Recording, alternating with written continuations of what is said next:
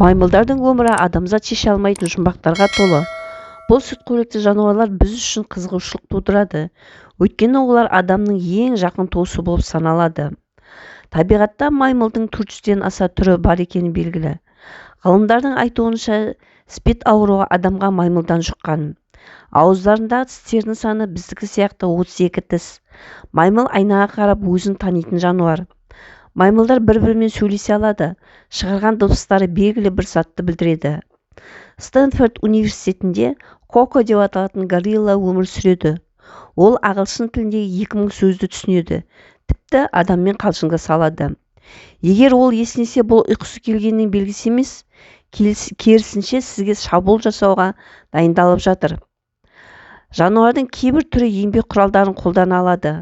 Мысалға, жаңғақты жару үшін оны тастың үстіне қойып, басқа таспен үстінен ұрады.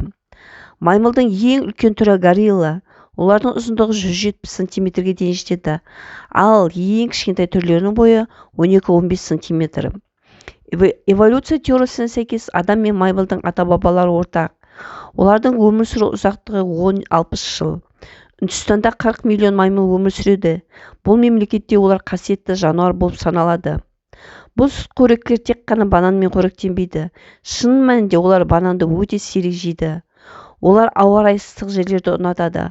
Африка, Оңтүстік Америка, Азияда өмір сүреді. Орангутанг малай тілінен аударғанда орман адамы дегенді білдіреді.